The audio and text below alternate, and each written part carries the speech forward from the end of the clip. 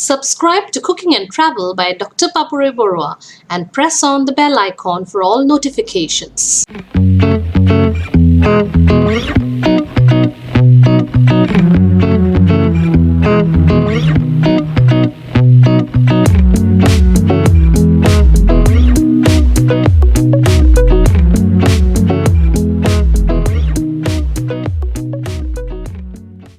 Good morning everybody and a warm welcome back to my channel. It's always a pleasure to teach you something that's from the Assamese cuisine. After all, being an Assamese, I'm in love with this concept of the alkaline curry or the kar. Today it's another kar recipe that I would like to place before you. It is something to do with urad dal, what we call black gram, or in fact green gram, but it's a little different from the normal green gram that we have. This is urad dal or black gram. So this is the washed one in a way. So I've soaked half a cup of urad dal overnight, so it makes my life very easy when I want to make it in the morning. So this has been soaking for overnight in a way, and the other things that I need are some juliennes of ginger here, one chili. Now first thing, all I need to do is that I need to put it into a pressure cooker and give it whistles, around 12 whistles in the pressure cooker, and that is what will make it so much more easier. Earlier people used to cook it in the in the pan. It takes a lot of time, so I normally cook it in the pressure cooker. I'll give half of the juliennes of ginger and preserve the half for the later use, and also this chili and some water and some salt. So salt according to your taste, and give as much of water as is necessary for around 12 whistles. Do not make it very watery, because otherwise it becomes very difficult to dry it up later. So this is the amount of water, just almost soaking a little more above the black grams there. And now I'm going to give it a nice pressure cook for around 12 whistles there. While that's cooking in the pressure cooker, let me show you the other simple ingredients that we need for this yummy dish there. I'll need around a big onion, which I have sliced this way.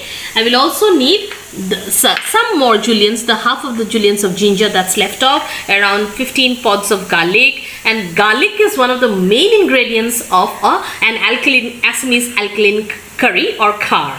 I'll need some fenugreek or the methi seeds there, and one bay leaf, around 2 dried red chilies there, and this is the main ingredient there, which is known as the kar. This one, if I can show it to you, I had already referred to in one of my earlier recipes. This is kar or the alkaline, this is what will make it the alkaline curry. This is made from the peel of the banana, especially bhimkol. That's the type of banana that we normally use here in Assam, and that is dried in the entire process of making this particular kar. That is completely, normally in the villages people make it, and normally sometimes we might not get this handy, but this is the actual and original ingredient that is used. Apart from that, normally in our houses we all have soda bicarb. So soda bicarb will also act same way, but of course the nutritional value of the kar that we make from the peel of the banana is much more.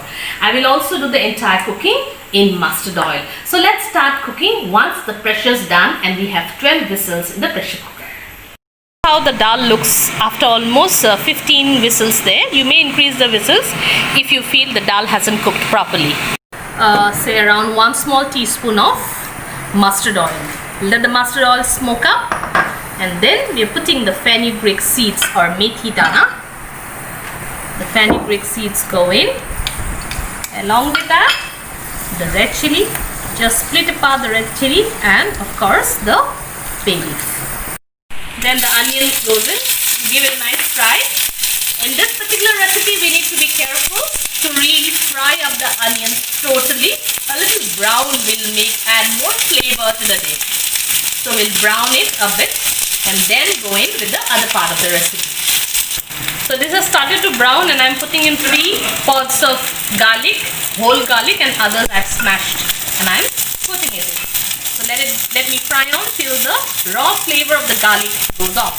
And then it's almost done in a way. Look at this beautiful brown on the onion, and it's getting ready to get the dal there, urad dal, or as we call mati dal.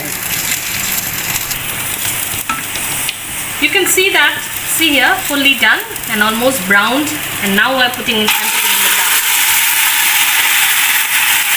The pressure dal in the cooker goes in. I'm throwing in a little water. Be careful not to drop much water there. So just some water so that it doesn't get stuck on. You may remove the dry chili now, it will get too spicy otherwise. And then give it a nice mix there and let it boil up. You can cover and keep it for some time on high flame. 4 or 5 minutes, this is how it looks there. And once it starts getting stuck to the bottom, I'm using the banana peel khaar today, and this is the amount that goes into the khaar. We'll check in between and we'll check whether the khaar is fine. This looks fine. See. We'll cover and keep it for 2 minutes till it really gets stuck to the bottom on low flame. This is the time when we'll just check in for the khaar whether the taste is fine. Exceptionally beautiful, tasty. You can't imagine how good it is. Now I've increased the heat and I'm throwing in hot boiling water to get the required consistency. This khaar is, however, eaten a little, not very watery sort of, right? Something that's almost little gravy, thick gravy. So I'll just let it boil for some more time. And now when I had tasted it, the salt was perfect, the khaar was perfect, and it's already tempting me to have my meal today. I'm just adding a chili at the end because we like it a little hot there. You may avoid the chili if you do not like it very hot, but you have to try this out. Alright. Now the khaar is done. Mati dailor khaar. We'll remove the bay leaf. It has no use now, and we'll dish it out. We'll just dish it out with some ginger on the top there and some dhania leaves or coriander, but the most important thing, a dash of raw mustard oil. I'm a happy person today because I'm going to have Mati dailor khaar. Look at how beautiful it looks, and it's so yummy. Just before you eat it, just give a twirl there and you have it with steamed rice. And if you have a piece of fish there, fried fish, what else to say? And in fact, this is one recipe that you have to try it out if you really want to experience Assamese cuisine at its best. I hope you like this recipe of mine. Do give it a like and a thumbs up and subscribe to my channel if you haven't. Thank you so much for watching.